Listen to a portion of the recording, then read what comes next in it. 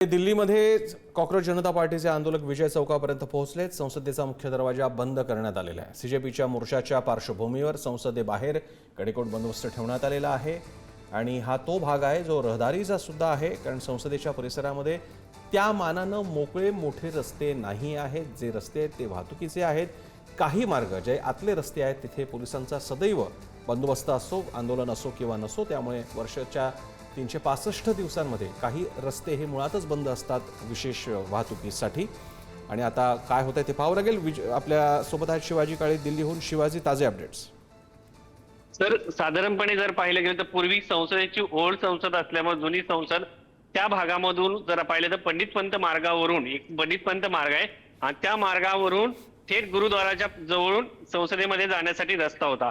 आता हा पंडित पंत मार्ग पासून ज्या ठिकाणी पूर्णपणे ब्लॉक करण्यात आले, त्या ठिकाणी वेगवेगळ्या वृत्तसंस्थांचे ऑफिसेस आहेत, त्या ठिकाणीच पूर्णपणे बंद करण्यात आलेला आहे। संसदेचे दरवाजे हे पूर्णपणे बंद करण्यात आलेले आहेत।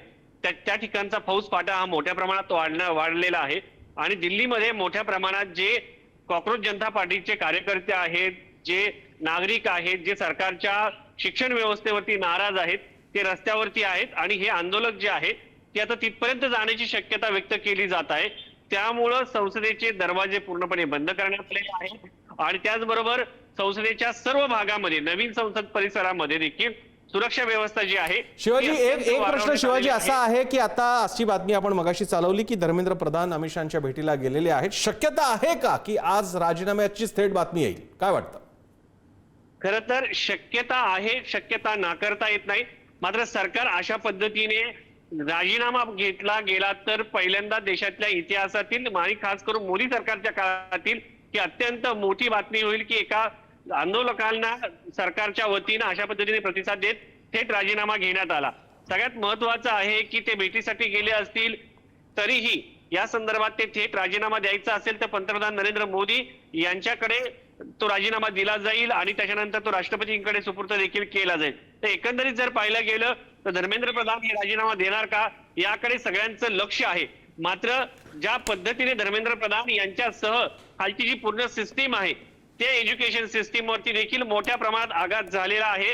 कारण फक्त परीक्षा धर्मेंद्र प्रधान केंद्रीय मंत्री असताना फुटले गेलेले नाहीयेत, कारण वेगवेगळ्या राज्यामध्ये जसं की महाराष्ट्रामध्ये टीईटीच्या पेपरचं झालेलं आहे, बिहार मध्ये देखील अशाच पद्धतीची परिस्थिती आहे।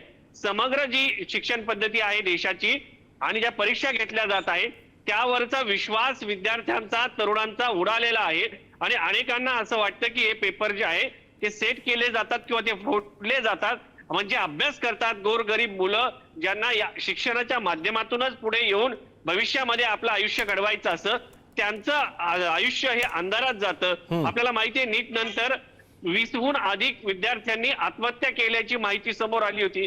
ज्यांच्या घरातील विद्यार्थी गेलेले आहेत, हातचा करचा मुलगा जेव्हा जातो तेव्हा त्या घरासमोर अंधार असतो।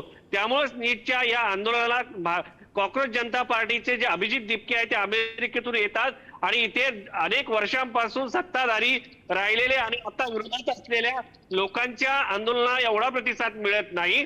मात्र एक सर्वसामान्य घरातून आलेल्या मुलाने जेव्हा जनतेचा प्रश्न हातात घेतला जातो तेव्हा त्याला एवढ्या मोठ्या प्रमाणात प्रतिसाद मिळतो। याचा अर्थ कुठेतरी मोठ्या जनते। शिवाजी, आपण बघूया या आंदोलनाचा रंग कसा आता होतोय आणि पुढे याला प्रतिसाद देणार का सत्ता, सामान्य विद्यार्थी आणि सत्ता, काय होणार पाहावं लागेल। तुर्तास धन्यवाद शिवाजी।